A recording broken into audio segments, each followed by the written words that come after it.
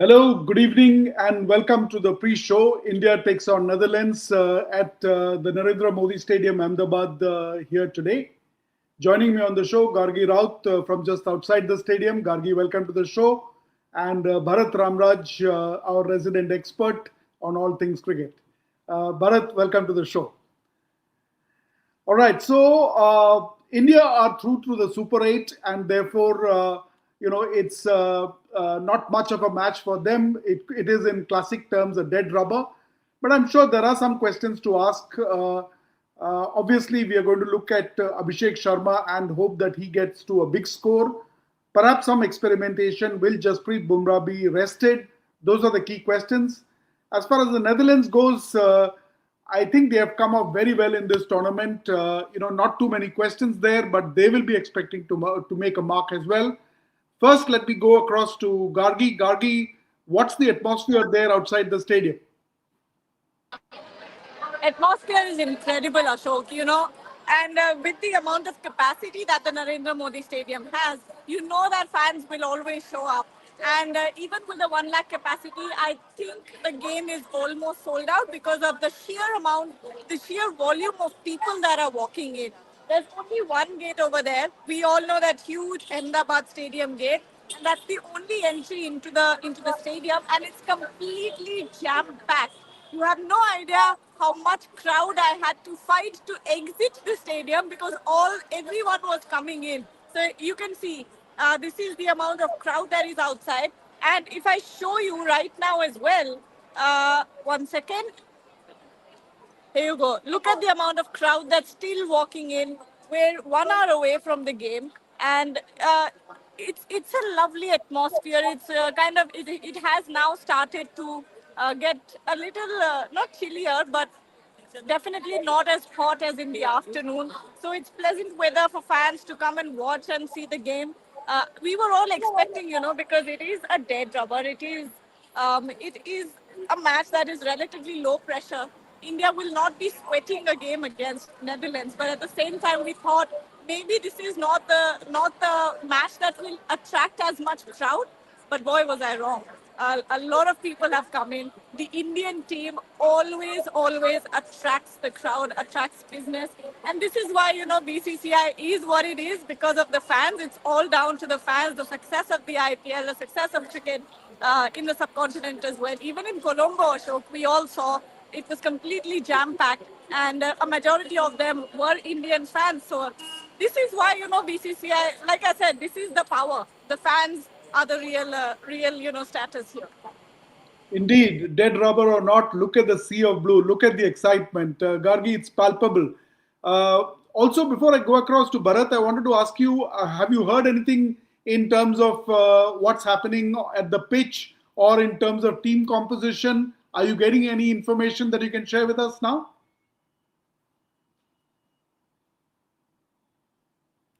Is this for me? Yes, yes, Gargi. I said before I go Can you to repeat the Bharat. question? It's just too loud. No, no. In fact, I can imagine there's a lot of noise there. But Gargi, just wanted to ask you, are you getting any further information on the pitch conditions or on the team composition? Any updates that you've got from ground? So far, the only communication we've had so far is the press conference, and we're trying to gauge what is going to be the playing 11.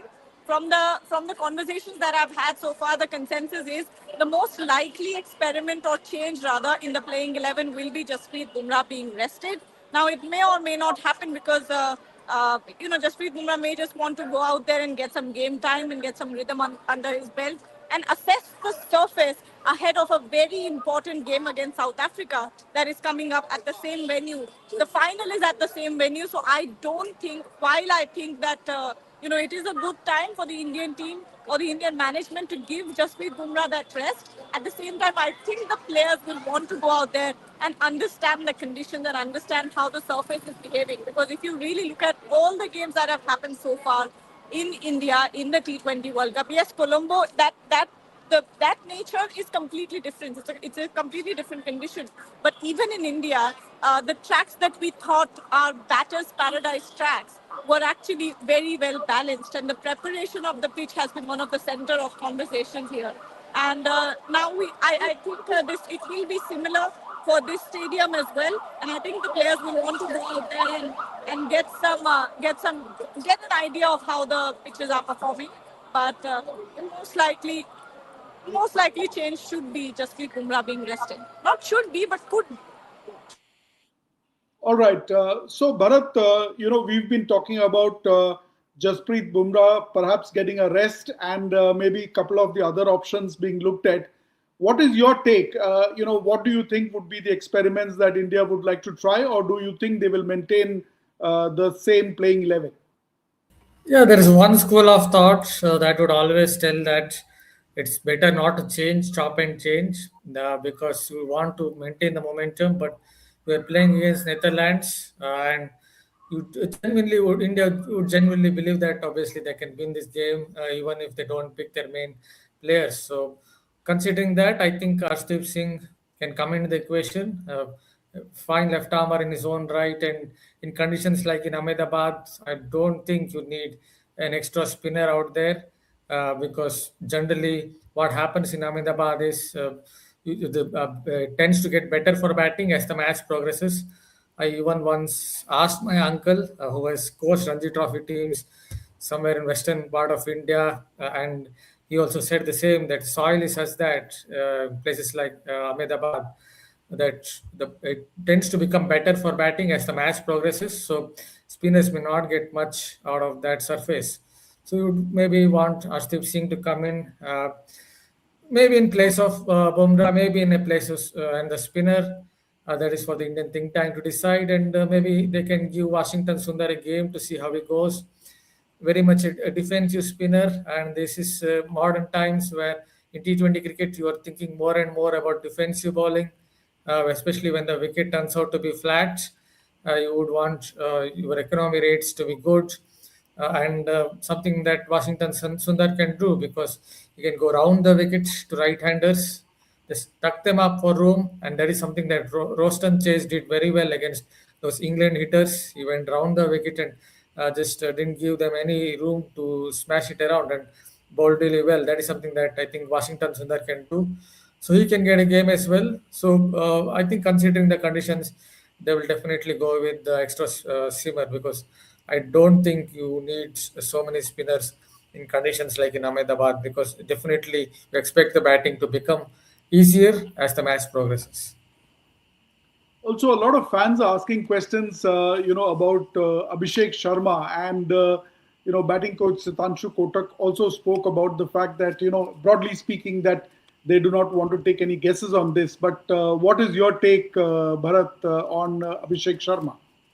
See, he's the kind of player, as you know, he takes a lot of risks, and when you take so many risks, then it becomes a double-edged sword, and that's what basically has happened with Abhishek Sharma. Sometimes expect him to fail, but his role is to give quick starts, breezy starts in the power play, and that is why India keep picking him. So first ball or second ball, if I am the coach, I would tell the same thing. If there's a ball to be hit, even if there is a ball not to be hit, just play your game, play with freedom. Even if you think on the lines like second ball, I have to come down the track. Even if it is the fastest of bowlers, obviously Netherlands don't have it. But he showed it last year against the fastest of bowlers like Mark Wood and Jofra Archer. He was coming right down the track. That's not so easy against 150 kilometers per hour bowling. So if you want to, then do it because that is how Abhishek Sharma plays. I don't think there is anything wrong in his game. It's just that he's a kind of player who takes a lot of risks. And when you do that, obviously you are going to fail at some point of time. Actually, I have to say that with that kind of a game, that is still averaging 100. Sorry to interrupt you, Bharat, but we've got some lovely fans here who've got. क्या चल रहा है? Live चल रहा है. हाँ, live चल रहा है. इधर आइए, इधर आओ. कौन जीतेगा? बताओ आपका फेवरेट कौन है? सूर्य कुमार यादव. सूर्य कुमार यादव. आज सबसे ज्यादा कौन रन बनाएगा? क्या? ईशान किशन. ईशान किशन. अभिषेक नहीं? अभिषेक चलेगा अभी. और हार्दिक आपका लोकल बॉय? हाँ वो तो 100 ऊपर. 100 ऊपर. आपका फेवरेट कौन है? हार्दिक पांड्या. हार्दिक पांड्या. आपका? हार्दिक पांड्या. एक बार पोस्टर दिखा दीजिए. और India India India India India India. Wow, some amazing visuals there. Thank you, Gargi, for sharing that. And I'll come back to you, Gargi, in a minute. But just to stay on the team experiments, Bharat. I'm going to ask you this question. Gargi left off saying that the pitches in this edition of the T20 World Cup have been balanced and have given an equal opportunity for both the bowlers and the batsmen. Your take on that? Yeah, it has been. They have ensured that there's a little bit in it for the spinners. They have also ensured that some of the tracks have given at least a little bit of help for the seam bowlers. At least in the first 2 overs, it feels as if at maybe the Wankhede, even at times at Eden Gardens, it felt as if there's a little bit of nip around. So even if you go to Sri Lanka and Palakele, at least in the first couple of overs when Sri Lanka were bowling, it felt as if there's a little bit in it for the bowlers. After that, obviously, this what can I say? Dew came into play and it became much more difficult for the bowlers. But yes, it's good to see that there's balance between bat and ball. But I'm interested to see what will happen at this stadium because generally, as I noted, the kind of soil that you get in the western part of India, that's what experts also tell that it kind of becomes easier for batting. Whatever you do with the pitch conditions, as a curator, it becomes easier for batting as the match progresses. So it could be a little more difficult for the bowlers today, especially for the team that is bowling second. And so, do you think that India will, try to push for that run rate that they were chasing earlier and get to a 200, 225 kind of score? Yeah, if the bat first, I think India will definitely aim for that kind of a total. That is what we expect in Ahmedabad. You could see it, I think, in one of the recent games in the World Cup itself. I think the team batting first scored about 175 whatever, and South Africa, I think it was South Africa just chased down in 14 overs, 15 overs, or whatever it was, chased down in a jiffy. That tells you that it's a little bit tougher for the maybe team batting first. So if India have to bat first, I think they will look for a really big score so that they can put Netherlands completely out of the game. All right, Gargi, coming back to you, from the practice sessions, from the press conference, are you looking at any other changes in the team composition? In fact, one of the questions that has come up early on, of course, we've kind of answered it, is about Washington Sundar getting a chance, as well as, in fact, Freaking Awesome is asking us, will they try Siraj and Washi today? They need some game time. I think that's what I said, right? That it seems like it's Jasprit Bumrah. If there are any changes, it's Jasprit Bumrah who might be rested, and Mohammad Siraj comes back into the team. Washington Sundar could very well find himself a part of the team, but at the same time, are these conditions that require a Washington Sundar? I think at this point, the priority will not be experimentation. I think the priority will be putting your best foot forward, no matter who the opposition is, because it is a T20 game. And it is an unpredictable contest, even though it's a Netherlands, I know, but USA pushed you to the edge. Netherlands pushed Pakistan. So you never want to undermine any opponent and start thinking about it in the sense that, oh, you know what, we're going to just try anyone just because it's a Netherlands that's playing against us. I don't think that will be the mindset at all. Sudhanshu Kotak yesterday spoke about intensity, about going in with the same intensity, no matter the venue, no matter the opponent, and that's what's going to happen. There's a little kid who's just very curious about what I'm doing, and he's just standing and watching me since the past 2 minutes, and it's awkward. It's making me awkward. Anyway, uh, gone. He's ran away now because I spoke about him. But yes, that's what I think it is. I think the bowling combination will likely be, of course, you take Kuldeep Yadav out and Akshar Patel, Jasprit Bumrah. No, sorry, Akshar Patel, Mohammad Siraj, Arshdeep Singh, and Hardik Pandya. I think that's what it's going to be. Fair enough. Fair enough. So, Gargi, we'll come back to you again. But Bharat, I'm going to go back to you and build up that question in terms of the so-called minnows. This particular format, 20 nations, it started out and then going into the Super 8 phase. But we've seen how the US, how the Netherlands, how Nepal have actually managed to put up a strong fight with some of the larger countries. And in fact, I wanted to ask you about the Pakistan versus Namibia match earlier today. At some point of time, it looked like Namibia was taking the fight to Pakistan till, of course, Saibzada's Farhan scored that century. Your take, Bharat?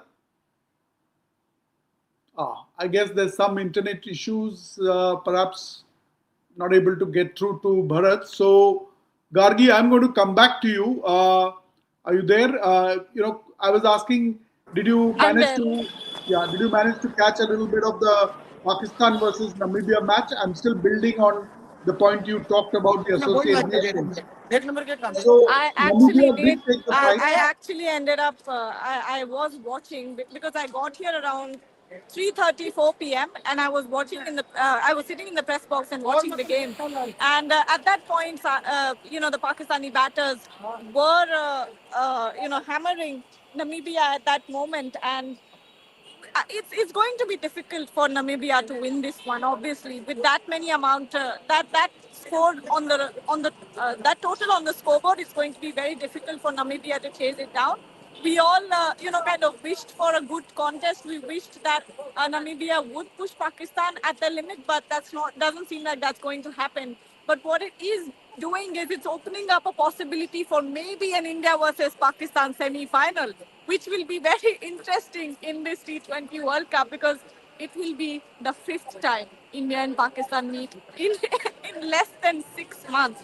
So that'll be a new history, but it will also come after so much drama, so much political tensions, and everything that happened in the last game. Pakistan will want to push India, if not win the contest, but it's doing some interesting things this World Cup. Australia out. Whoever thought that Australia would exit out of the T20 World Cup like this? Only I think 6 to 7 months ago, Australia was the second best T20I side, and contrast that to how they've been performing in this tournament, and it leaves you bewildered. And you think what happened with Australia that they went out of the contest, that they went out of the tournament like this. They were severely underprepared, and they've been poor throughout. So true, indeed. In fact, I thought that Pakistan was slightly nervous today, somewhere in the middle overs. Still, of course, that 100 from Saibzada Farhan. I think he really batted like a champ today. Getting his left leg out of the way and then hitting the ball square of the wicket or above the bowler's head. But Bharat, we lost you in between. I'm going to take some questions. There are, I think, True Wicket is asking about the teams that are likely to make it to the semi-finals. We'll come back to that, True Wicket. So if you can perhaps hold on for some time. But Red Bricks Property, the Red Bricks Property, Bharat has a question. And this is perhaps a very contra point of view. So I am going to take this question up. What is this nonsense of resting Bumrah before every match? How much has he bowled? Bharat, that's a different point of view. Your thoughts? Yeah, that's a difficult question to answer. So I will put it in this way. See, Jasprit Bumrah has suffered three back injuries. So he's basically suffered three back injuries. He's not getting any younger. If you ask any expert, whoever it is, biomechanist or former fast bowler, he will tell you that with the kind of lateral flexion that is there with his bowling action, the way he forces through the crease is definitely someone who can come under scrutiny when it comes to back injuries. And yes, and if he suffers another back injury in almost a similar place, somewhere lower back injury or whatever it is, then it could be basically the end of his career. That's what even Shane Bond said. It's not just me. Even Shane Bond said that. So that is why I think Indian management are very much careful, are very much cautious when it comes to Bumrah. They're trying to prolong his career as much as possible. So I can see it from their point of view when it comes to Bumrah that they want him to be fit. He has suffered three back injuries, and I don't think he can afford another back injury. I think basically his career would be more or less over if he has another back injury and if he has to go through another surgery. I don't think there is going to be another surgery either. If he's going to suffer one more at the same place, that's what experts believe. So I can see it from that point of view as to why the Indian management really want to rest him at every given time. Even I understand what happened in the England-India Test series as well. That why was Bumrah not playing in those crucial Test matches? But I guess Bumrah himself understands his body really well. He understands, although he's a great bowler, he has a lot of skills. and his action gives him maybe that hyperextension, gives him that little more of an advantage. But those mechanics also ensure that he will have some back injuries. So, from Bumrah's point of view as well, I think he also knows that he needs a little bit of rest here or there. So I can understand their point of view. Indeed, I think Jasprit Bumrah is a generational talent, and therefore managing the workload is so critical. All right, Gargi, you showed us that clip of the fans coming into the stadium, and I was intrigued. Someone spontaneously said they want to see Surya Kumar Yadav play, and then another person said Ishan Kishan, and kind of brushed Abhishek Sharma aside a little bit. Uh, who are the people, wanting to see play today? What is the sense you're getting? I'll tell you something very interesting once again. And the debate about who are the biggest superstars in Indian cricket will end right there. The most popular jerseys, we are in Ahmedabad, we are in 2026. Two players have retired 1 year ago, yet the most popular jerseys are still Virat Kohli and Rohit Sharma. So that tells you about the power of branding, tells you about who runs cricket. And if Virat Kohli and Rohit Sharma were in there playing today, maybe I wouldn't be able to stand here. That would have been the case. Because the craze for these two legends is still very much alive. They're only playing one format, but their presence is everywhere. One of the most interesting things that will happen is you'll suddenly spot a test jersey in the middle of a T20 World Cup. And then what's even weirder is that they will turn around and it will be a Virat Kohli jersey. So that's the power of the brand, right? And if I talk about the second most popular jersey, it's Hardik Pandya. Of course, he's a local boy. People love him here. People love that he's got so much aura, that he exudes this alpha male energy that people seem to love. Last match as well, there were some certain interactions that Hardik Pandya had on the field with the Pakistani batters while he was bowling. When after he took that catch and everything that happened, and it all went viral on social media. Everyone was saying that Hardik Pandya is aura farming, which I don't know if you've heard the term, Ashok. I'm sure you have not. Yes, But at yes. the same time, that's the love for the players here, the love for the Indian cricket team. Again, we all thought this is a dead rubber match, so hardly any crowd will show up, especially with the kind of capacity that Narendra Modi Stadium has. 1 lakh seats are not easy to fill up, but with the amount of crowd that's been walking in for the past couple of hours, I think it's going to be jam-packed. Lovely. Indeed, I think that comment that you made about Hardik Pandya, I simply loved the body language and the energy that he brought into that last match. No matter the fact that he got bowled out first ball, I mean, he got out first ball, he said, "Let me show you how it's done," took up the ball, and then got us that wicket of Saibzada Farhan. A man who's always putting up his hand, always wants to be in the thick of action, an amazing player. Gargi, before you move away, a quick question also, that's coming in from Freaking Awesome, and I think this may be relevant to what we were talking about in the morning show as well. So this question is about what is the right strategy today? Is it, in fact, Freaking Awesome is asking, chasing today is not a bad option today for a change. Why? Against a top side, you may want to bat first here, as 178 is the highest recorded chase here in recent games, South Africa versus New Zealand. So, any thinking in terms of, given the conditions, what are you hearing in terms of batting first versus chasing today?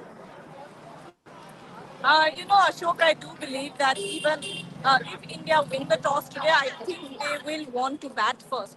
I think Abhishek Sharma, because he hasn't been able to open his run account in this T20 World Cup, he will want to go out there and bat.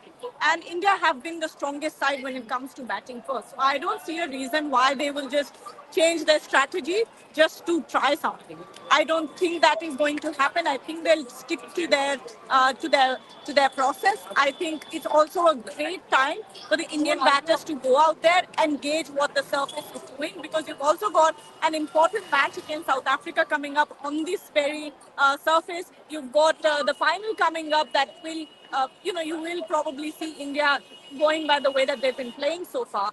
So it is a good time for them to go out there, understand the surface, understand the conditions, and prepare for it. And against a team like Netherlands, you don't want to chase because in the back of your mind you know that against such a great quality side bowling lineup, they will not make a lot of runs. And if they're chasing, then you might not get to play all of your batters. So I think bat first is the likely option here. If Surya Kumar Yadav goes in with a different strategy, that's not on me. But I believe they'll bat first.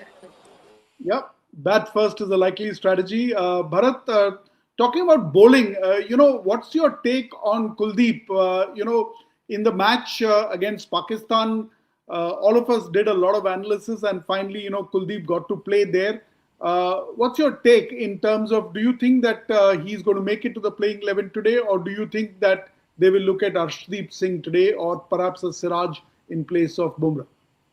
Generally, the kind of conditions that you see, as I noted in Ahmedabad, you would want an extra pacer because I don't think you'll get much. I don't think a spinner will get much from those conditions, especially if India are going to bat. If India are going to bowl second, then in those conditions you get a little more dew coming into play. That's what I've generally seen in even the IPL. Then it's going to be quite tough for a spinner, especially for a wrist spinner. The only thing that goes in Kuldeep Yadav's favor is it's a pretty big ground. So is Kuldeep Yadav is someone who likes to flight the ball. I understand that in the recent past he's been trying to ball quicker through the air, but still he's someone who likes to flight the ball a little more. So from his perspective, the bigger the ground, the better it is because it's not your modern day archetypal spinner like Varun Chakravarti who bowls quick through the air, and that's what really helps him when the grounds are a little smaller. So in these kind of grounds, maybe Kuldeep Yadav could do well. That is from that perspective. But considering the kind of conditions that you generally see in Ahmedabad with some dew coming into play, even during the India South Africa T20I, there was enough dew when South Africa batted second time around. It was just that India's bowling quality of India's bowling was so good that they were able to defend a target of 220, 230. So I don't think in these conditions you really need an extra spinner. So maybe he'll be out of this playing 11. All right. It's almost time for the toss out there, but Gargi, while we check on that, a couple of questions coming in. I think we Safra is asking, is it raining there? And in the same breath, I'd like to ask you, what's the situation on the dew factor? Why wouldn't it be raining here is my question. My answer to your question is a question why if there's no sign of rain at all. In fact, I'll tell you something funny. This is a metro, as you can see, this is a metro, whatever you want to call it, track. And while the first time that the metro went, I thought it was the thunder, and I was like, what is happening in Ahmedabad? It's so hot. Why is there thunder? But no, it was just the metro. At the same time, no chances of rain. It's crystal clear, blue sky, very hot here and it's unfortunately not going to rain. Not unfortunately, fortunately, it's not going to rain. But toss, I can hear the crowd, but I'm not sure what happened with the toss. I will take a look at the visuals here. Until then, Bharat can talk about what he thinks Surya Kumar Yadav will do today. Yes, for sure. We'll give you all the updates on the toss as soon as we get it, as well as the final playing 11. But Bharat, what do you think Captain Surya Kumar Yadav will be trying to prove or disprove today? Disprove in the sense that he's batting or in terms of his captaincy? No, in terms of the team composition or perhaps a different approach, do you think there will be radical experimentation, or do you think that he will try and continue the momentum? Hopefully, only if I could get inside his head to understand what exactly he's thinking. But leaving that, yes, maybe if they win the toss, considering that it is Netherlands, considering that Abhishek Sharma is not exactly in good form, they would want to bat first. But I don't think they would have batted first if it was South Africa or maybe someone like West Indies hitters or even maybe England, because the dew does definitely come into play at this ground maybe around from October to April or May. During that duration, you generally see more dew at this particular ground. So but it is Netherlands, so maybe he will be thinking of batting first. So as far as team combination is concerned, I guess we will see a couple of changes, maybe most likely two changes. Yeah. Okay, so while we still await the news on the toss and the playing 11, Bharat, quick question from True Wicket. Perhaps you could take this as well. True Wicket says Sri Lanka will be the showstoppers. In my view, they might play India in the finals. Did you see the match that they played last? Your view on that versus Australia? I mean, your view on that match and that amazing 100 by Pathum Nisanka? See, Nisanka obviously is a very good batter. Sabad, I've been following since 2021.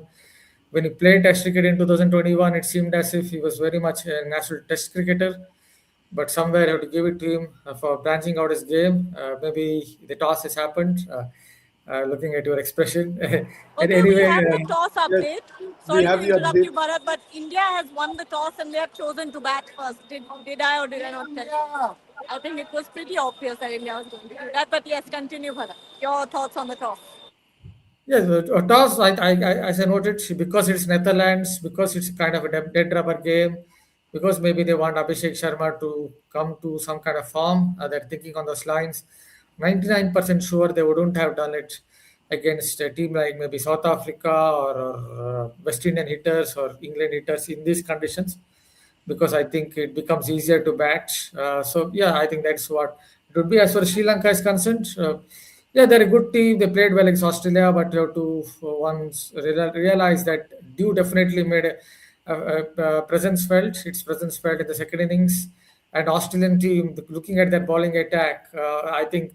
In my humble opinion, this is just my humble opinion. In 34 years of watching cricket or covering cricket across formats, even when Australia had a spate of injuries in 97, 98 with Glenn McGrath, Jason Gillespie out, and all those guys out, I think that was the weakest Australian attack I've seen over 34 years of watching or covering cricket. So that is where perhaps you have to just add a Okay. caveat. Sorry to interrupt you a Yes, second yes. time, Bharat, but we have the playing 11. The playing 11 is Abhishek Sharma, Ishan Kishan, Tilak Verma, Surya Kumar Yadav, Hardik Pandya, Shivam Dubey, Rinku Singh, Washington Sundar, Arshdeep Singh, Varun Chakravarti, and Jasprit Bumrah. So, no, Mohammad Siraj does not get an in. Kuldeep Yadav is out. And of course, it is Rinku Singh who comes, Washington Sundar who comes into the team. So I think this was around pretty expected lines. But yes, Bharat, continue. I guess I just added a point about Kuldeep Yadav there, so nothing more to add about it. That I don't think India will pick someone like Kuldeep Yadav in these conditions, and they would likely have that left arm pace option because in these conditions we don't expect a spinner to have what can I say much of an advantage. So basically, very much on expected lines with Washington Sundar's kind of restrictive spin from round the wickets coming into the equation. It doesn't spin the ball much. You want to have that kind of a spinner in the conditions that you see in Ahmedabad. Obviously, they also want to try Washington Sundar and give him an opportunity just to see how he goes. All right. So while we, we'll come back to the final little bit on the match. Bharat, before I let you go, one more question from Freaking Awesome. This is a technical question. He's asking New Zealand will play all their Super 8 games in Premadasa. Other teams, which is England, Sri Lanka, and Pakistan, will play 2 games in Palakele. Do you think it is unfair? Unfair, yeah, maybe unfair. Yes, if you are going to play at one particular stadium, it could be unfair. But from England's point of view, they might be saying, looking at our batting lineup, we might rather play at Palakile because I think that pitch is much better for batting, and I think it suits. If anything, England quite well. They won the recent T20I series against Sri Lanka 3-0 in Palakile, and at Premadasa, as you saw, Pakistan today were getting 3.8 degrees of average turn. So maybe there's another way to look at it. England might basically say behind the scenes that we would rather play in Palakile because it suits our style of play. All right, so there you have all the news, the updates, and your questions answered. And before we wind up, and Gargi, before I come to you, Bharat, so what is the total that India is going to be looking at now that they're batting first? What do you think will be the number that they will be chasing in their minds? Oh, is it me or? Yes, yes, Bharat, you. Right.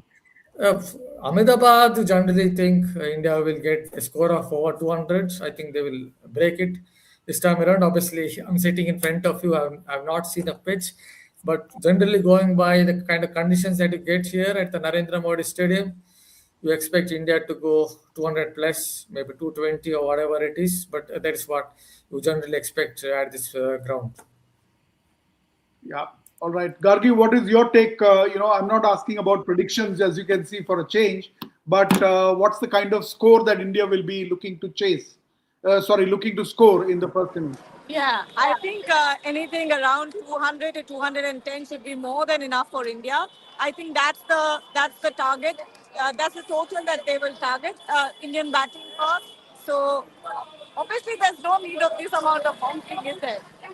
Definitely not, but it still happens. But yes, India will look to get somewhere around 200 to 210, and my prediction is 212. Wow. Okay. So Gargi's prediction is 212. All the action, all the excitement from Ahmedabad, as you can see, Just fans joking. are One pouring second. Just into the joking. stadium. Just Yes, joking. One Bharat. second. Only if there was 211.5. Instead of 212, if there was 211.5. Yeah, Rohit Juglan swinging his thumbs up there. Great. So, all the action we are going to be covering going forward, bringing you updates live from the ground. Keep watching this channel. We will come back to you once the match is over with the post match show. And don't forget to like, share, and subscribe the channel. Thank you, Gargi. Thank you, Bharat, for joining us on the show. Keep watching this space.